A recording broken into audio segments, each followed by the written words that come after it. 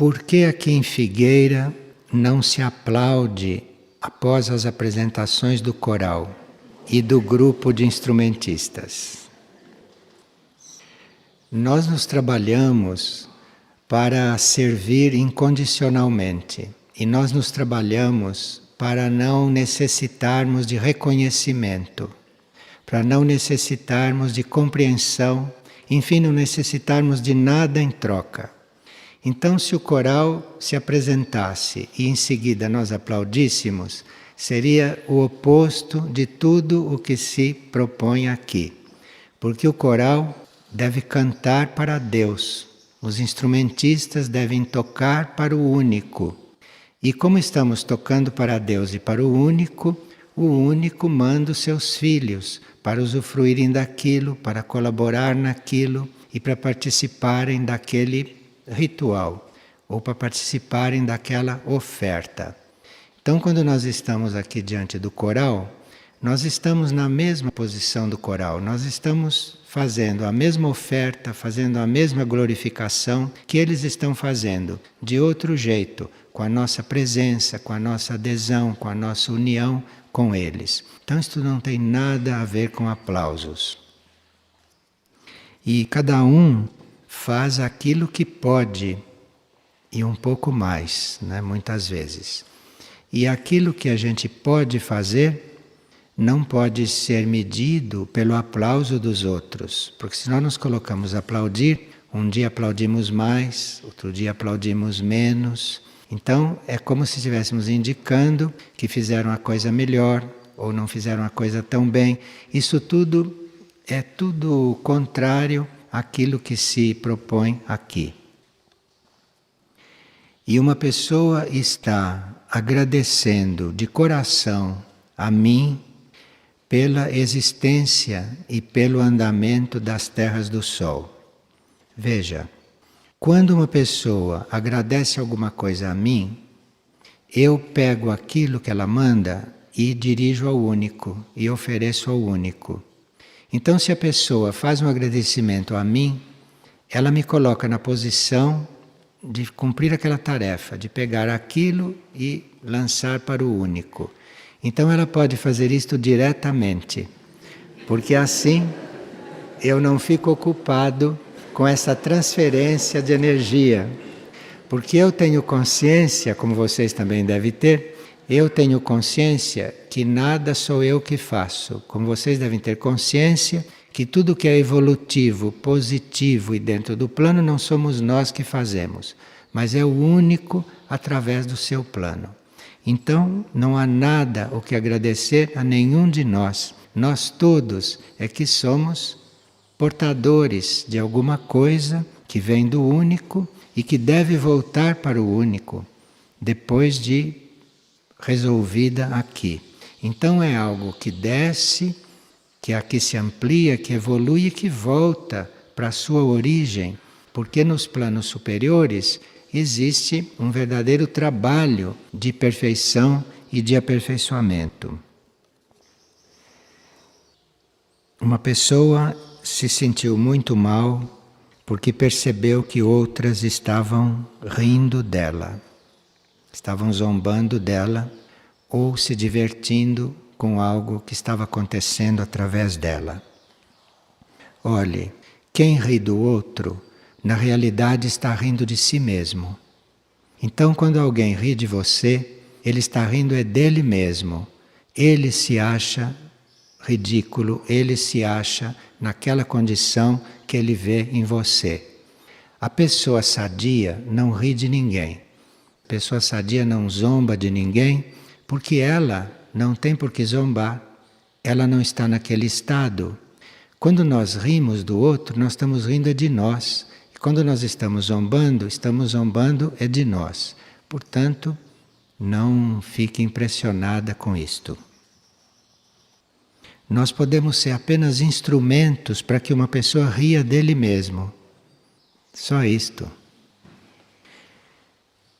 E se nós achamos que uma pessoa que bebe e que fuma está impedido de ser iluminado, bem, a bebida e o fumo são sérios obstáculos para o desenvolvimento da consciência. A bebida e o fumo afetam diretamente as células físicas, astrais e mentais. Então, mesmo quem bebe e quem fuma pode ter se preparado de alguma forma em vidas anteriores para certas expansões de consciência. Então, em vista do preparo anterior, pode ter uma certa expansão, mas seria muito mais esclarecido se não bebesse e se não fumasse. E uma pessoa que está completando 33 anos de idade se sente num período de provas, porque sente muita responsabilidade diante do trabalho com crianças. Ele sonha com crianças, sonha que amamenta crianças, etc. E que sentido deve ter estes sonhos?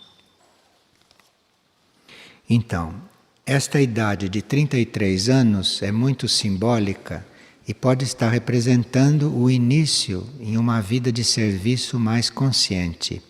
Então, se estás tendo estes sonhos, se ofereça para que apareçam sinais bem claros e bem concretos do seu trabalho, daquilo que você deve desenvolver a partir desta idade. E uma pessoa esteve aqui numa destas cidades históricas e viu a agressão que o homem tem feito à natureza, principalmente a agressão perpetrada contra o reino mineral. E como fica isto karmicamente? Bem, isto entra no karma da humanidade para com o reino que está sendo agredido. O nosso karma com os reinos não é um bom karma. Nem com o mineral, nem com o vegetal, e nem com o animal, e nem com o próprio reino humano, como a gente pode perceber. Então, quando se vê uma devastação como esta que se vê aqui, em volta, nesta região que tem tantos minérios, quando se vê isto, apenas procuramos em nós equilibrar este fato. Equilibrar este fato, desenvolvendo a nossa consciência e procurando equilibrar isto de alguma forma naquilo que nos diz respeito. E qual é o papel das máquinas nesta nova era? O papel das máquinas é ajudar os seres humanos a terem mais tempo livre para eles se desenvolverem mentalmente como consciência. Então, à medida que aparecem as máquinas, à medida que surgem esses mecanismos, isto seria para nos liberar para fazermos outras coisas e não para nós nos distrairmos, nos divertirmos e usarmos o tempo indiscriminadamente. Então, se nós não tivermos uma máquina, nós teremos que fazer muitas coisas manualmente. Se nós tivermos a máquina, desde que aquilo não agrida o produto original, o produto natural, não desvirtue, não desintegre certas coisas, nós usamos a máquina, mas ficamos com a tarefa de usar aquele tempo com uma coisa evolutiva, de usar aquele tempo no desenvolvimento da nossa consciência. Eventualmente com estudos ou com doação do nosso tempo para alguma tarefa evolutiva e assim por diante. E como é constituída a família ideal nesta nova era? Como devem ocorrer os nascimentos? Bem,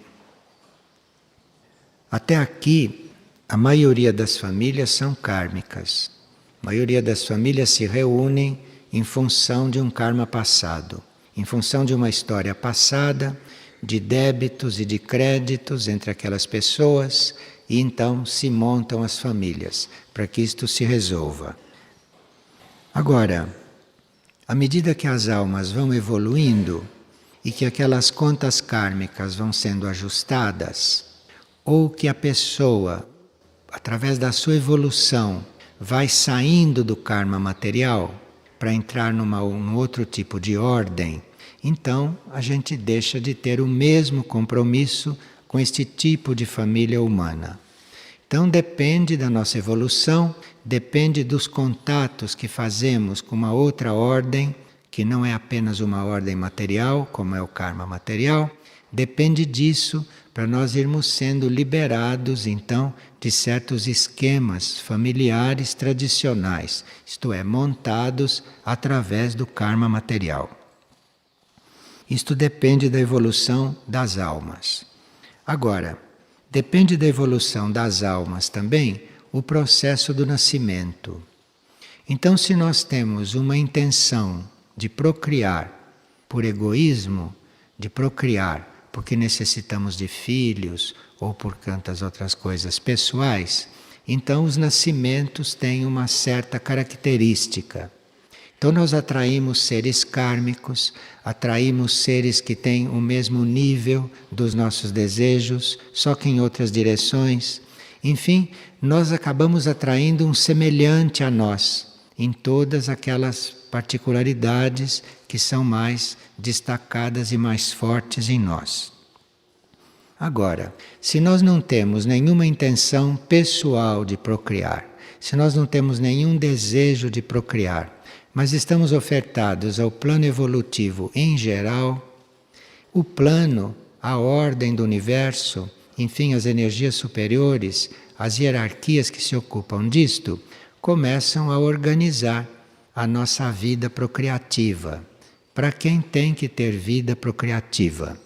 Porque a grande maioria não necessita de vida procriativa e nem deveria ter vida procriativa. Porque muitos, tendo vida procriativa, se acaba atraindo almas que não estão preparadas para a encarnação, como acontece normalmente. Então se atraem almas que não estão preparadas, porque nós também não estamos preparados para cuidar destas almas, nós não temos nem a percepção de que a alma está descendo. Então é uma contínua interferência no nosso karma original. Acontece um contínuo desequilíbrio com relação àquilo que eventualmente as nossas almas ou as nossas mônadas estavam começando a compreender e a entrever. Então, os nascimentos dentro de uma certa ordem devem ocorrer dentro de um plano evolutivo. E não é na época ou na hora ou no ciclo em que vai haver o nascimento que essas coisas se organizam. Estas coisas se organizam com muita ordem e com muita antecedência. Os nascimentos são regulados de acordo com a necessidade do planeta de ter seres humanos encarnados. Porque o planeta Terra, né? O planeta Terra necessita da presença da humanidade encarnada. Assim como o planeta Terra necessita da presença de animais encarnados, para ele ter um certo equilíbrio, para ele ter uma certa posição no espaço e ter um papel dentro do sistema solar. Então o planeta Terra necessita de um certo número de seres encarnados, animais e humanos. Então, dentro da necessidade do planeta é que se estabelece o ritmo dos nascimentos. Bom, vocês veem que isso está tudo desorganizado, isso está tudo tumultuado e que isso não acontece bem assim. Mas, à medida que se vai tomando consciência, à medida que se vai recuperando este conhecimento, nós vamos então contribuindo para que uma certa ordem se reinstale no planeta. Quando esta nova ordem será reinstalada, isto também está dentro de um plano evolutivo, que nós não conhecemos inteiro e que nós conhecemos em alguns detalhes naquilo que diz respeito a nós. Um dos detalhes é nós sabermos internamente se nos cabe procriar ou não.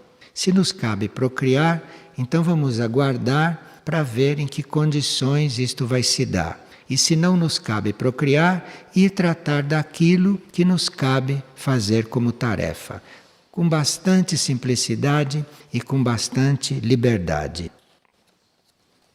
Neste nível evolutivo da humanidade à superfície, E dentro desta lei do nascimento, os nascimentos deveriam se dar organizados primeiro pelo karma entre as pessoas e depois que as pessoas se preparassem para o cumprimento deste karma.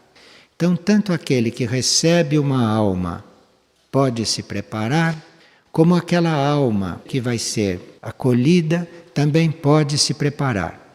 E esta preparação é feita aqui na Terra por aqueles que acolhem a alma. E é feita no espaço, é feita nos planos internos, entre aqueles que devem encarnar. Quando nós temos esta consciência, as coisas começam a se ordenar, mas é muito básico que os dois seres que, neste tipo de procriação, esses dois seres que se unem para fecundar e para gerar e tudo isto, é muito importante que estes seres tenham consciência que não façam isto por egoísmo, que não façam isto por causa de suas próprias tendências, mas que façam isto por serviço. E quando isto acontece por serviço, há sempre mais inspiração, há sempre mais energia, há sempre mais equilíbrio para se tratar aquilo que vier, para se tratar aquilo que acontecer. Estas coisas, mesmo na desordem que existe na procriação terrestre, estas coisas existem. Essas coisas costumam funcionar quando a gente se coloca em sintonia com elas. E aqui uma pessoa está colocando que se duas pessoas se casam e depois disso uma muda a sua vibração e a outra não muda, como é que isto pode ser equilibrado? Bem, supondo-se que aquele matrimônio tenha sido real, supondo-se que tenha sido correto, os dois devem evoluir juntos, um evoluir com a colaboração do outro. Então, aqui existe um processo evolutivo que prevê as crises de um e de outro. Porque uma coisa é uma crise durante um processo evolutivo e outra coisa é a capacidade do indivíduo evoluir até um certo ponto e depois não poder prosseguir na mesma encarnação, no mesmo ritmo. Então pode haver um matrimônio muito bem feito, no qual ambos estão evoluindo juntos e se ajudando mutuamente. Que pode acontecer dois casos. Ou um não caminha mais do que aquilo, ou então passa por uma crise, passa por um intervalo. Que isto está compreendido dentro dos valores daquele matrimônio. E mesmo o segundo caso pode ser aceito e pode prosseguir até as datas que foram marcadas pelo destino. O que nós não precisamos aceitar, e aceitamos só se quisermos, é quando aquele que evolui menos prejudica o nosso progresso espiritual. Aqui sim, aqui nós podemos até romper com o matrimônio, podemos até romper com um contato. Então, você pode prosseguir num matrimônio que mudou de vibração, de ritmo, mas é facultativo você prosseguir se aquilo está prejudicando o seu crescimento interior. Mas isto, como vocês sabem, é muito delicado. Então, ouvindo isto, a pessoa já pode achar que é assim. Estas coisas são ditas apenas como uma sugestão, como um impulso, como uma ideia, mas tudo tem que passar pelo crivo do mundo interior da pessoa, do ser interior da pessoa, e é lá que a gente vai ter o sinal definitivo sobre tudo isto. E se a presença da alma transmuta o nosso karma, o nosso karma humano, o nosso karma material, é feito num período e em etapas nos quais a alma ainda não era evoluída, a alma não era lúcida, a alma não tinha uma certa compreensão. a alma não tinha um certo controle sobre os veículos. Então a maior parte do nosso karma material pertence a esse período. E hoje as almas, se já estão despertas, se já estão evoluídas, devem assumir este karma e fazer diretamente a transformação deste karma, através de circunstâncias que a alma organiza para que isto seja transformado. Em um grupo espiritual de seres sinceros e doados, vê-se isto muito claramente. Então vê-se em um grupo espiritual que as almas se reuniram para elevar o tipo de karma. Então, num grupo espiritual, pode haver seres que tenham entre si certos karmas do período antigo e que são reunidos e colocados dentro da força de um grupo de almas, para que elevem este karma. Todos juntos elevem isto. Então, um grupo espiritual bem organizado é um grupo espiritual no qual vários tipos de karma, vários tipos de seres estão dentro de um contexto favorável, dentro de uma energia evolutiva favorável, se elevando, transformando aquilo que era karma pessoal, débito e crédito entre pessoas, transformando isto numa atividade de serviço, numa capacidade de servir grupalmente ao plano evolutivo. E aqui então a alma começa a entrar em um outro tipo de equilíbrio. A alma, grupalmente com outras almas, ou individualmente em certos casos, começa a entrar em um outro tipo de equilíbrio. E a vida da alma, as atividades da alma, as atrações da alma passam a ser em níveis cada vez mais elevados, de forma que com a força do grupo as almas vão mudando de plano, vão saindo deste nível de equilíbrio material, que a lei do karma material proporciona, para entrar num equilíbrio maior. E o próximo passo é a alma entrar dentro de um karma planetário, em vez de estar num karma individual dela ou em um karma de um grupo menor. A alma vai entrando num karma planetário e assim vai recebendo energias, impulsos, inspirações de núcleos extraplanetários que estão cuidando do planeta, que estão cuidando da elevação do planeta. Então, se uma alma, resolvendo seus karmas materiais, começa a entrar num equilíbrio maior, esta alma já começa a participar do equilíbrio planetário, do karma planetário, e começa a receber os estímulos das fontes que regem o planeta. E aqui é claro que isto é um processo do ser, isto é um processo do indivíduo e que vai sendo desenvolvido à medida que ele toma consciência. E geralmente, quando nós tomamos consciência desses processos, nós vemos mais claramente os nossos atos passados, vemos mais claramente o que aconteceu conosco, e isto é muito bom para nós sermos esclarecidos e podemos ajudar um outro que esteja na mesma situação que nós estávamos. Então, se hoje nós temos consciência de certas coisas, podemos eventualmente ajudar alguém que esteja naquele mesmo processo, naquela mesma crise e que não tem essa experiência. Nós podemos passar a ele essa nossa experiência. Ou, mesmo que não haja oportunidade de passar esta experiência por tantos motivos, se nós ficamos vivendo o nosso processo equilibradamente junto a ele, já estamos ajudando. Porque estamos irradiando um equilíbrio, estamos irradiando uma clareza que na química oculta dele vai ser absorvida como for possível. E muitas vezes estas ajudas que se presta, ou com esclarecimento, ou com irradiação, ou com emanação, estas ajudas, mesmo que não deem um efeito imediato, isto fica registrado naquele ser, ou isto fica gravado na periferia daquele ser. e logo que haja uma oportunidade, aquilo é absorvido e aquilo então tem um desenvolvimento. E uma pessoa leu em um livro científico que acontecimentos trágicos da história da humanidade podem ter efeito nas gerações posteriores.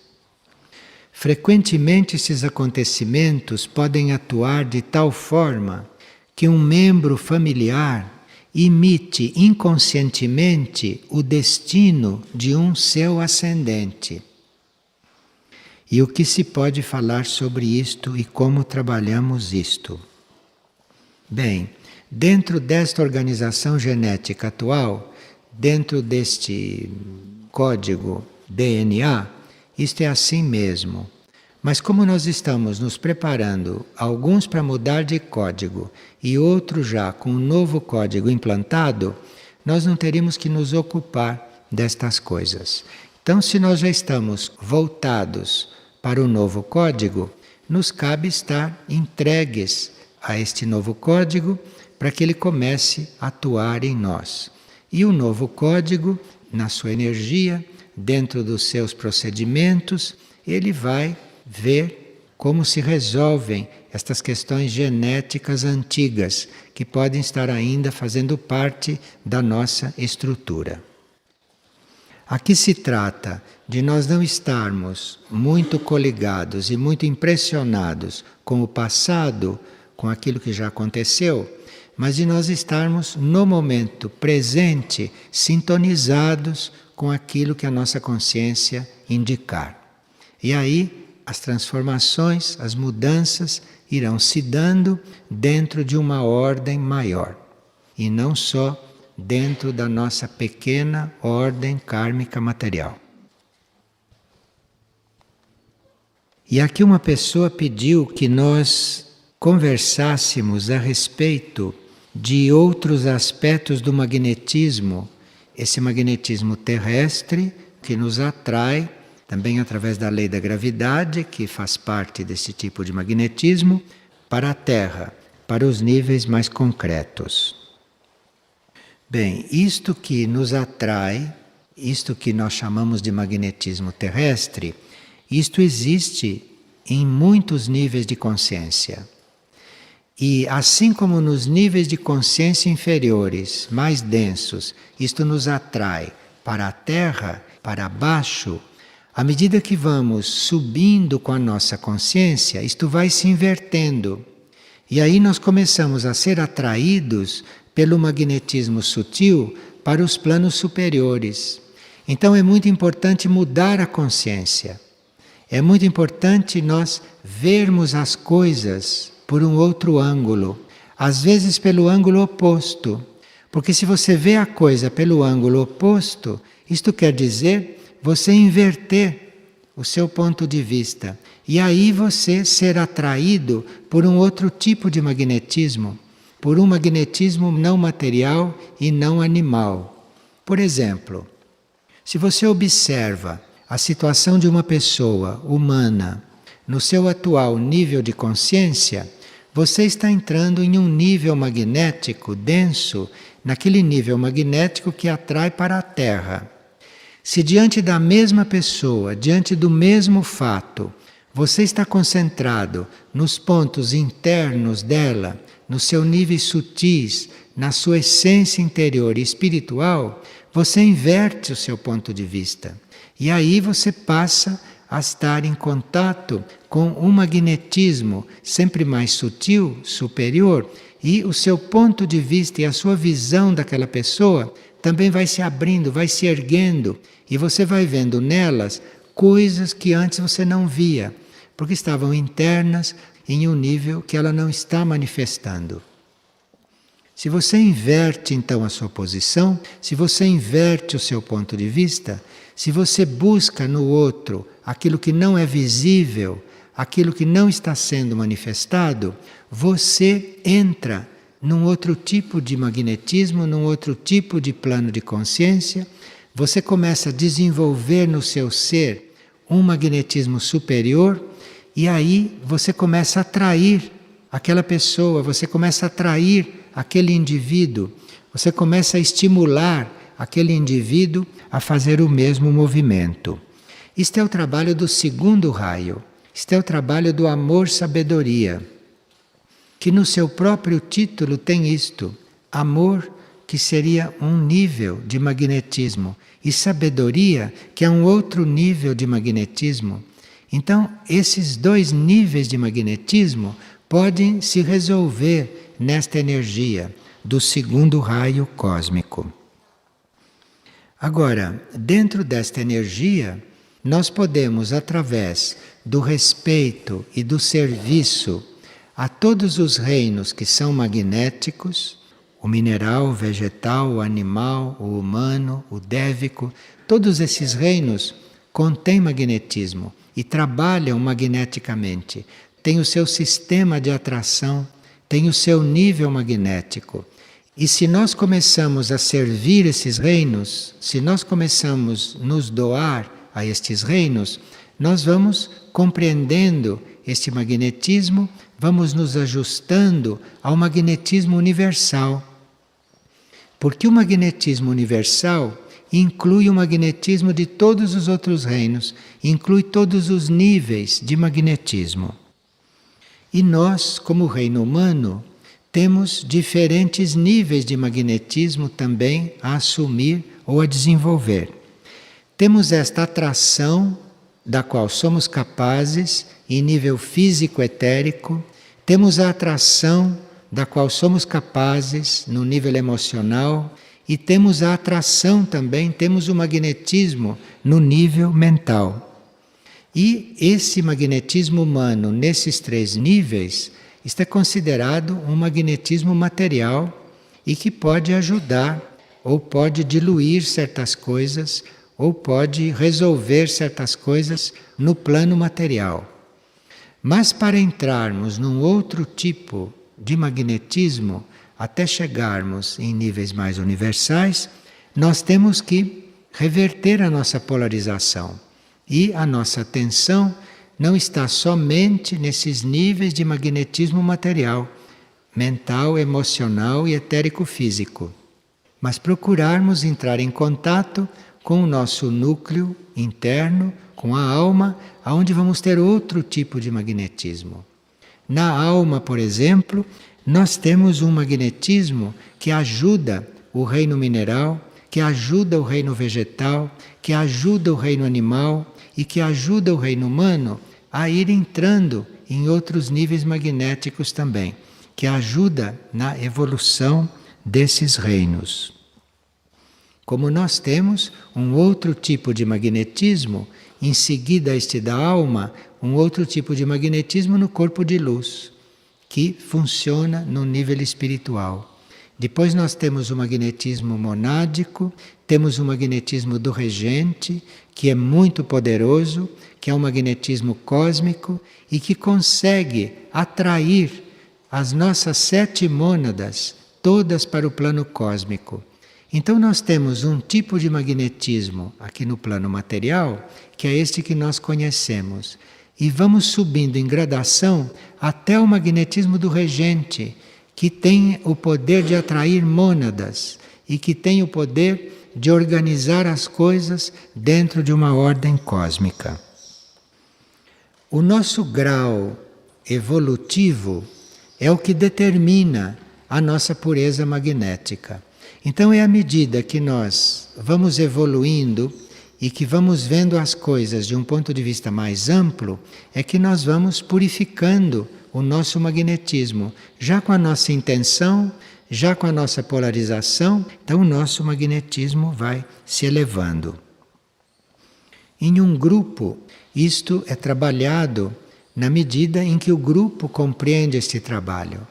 Porque aí, se todo o grupo participa desse trabalho, se todo o grupo está empenhado neste trabalho, então isto começa com um autocontrole individual, com um trabalho individual sobre a própria pureza magnética.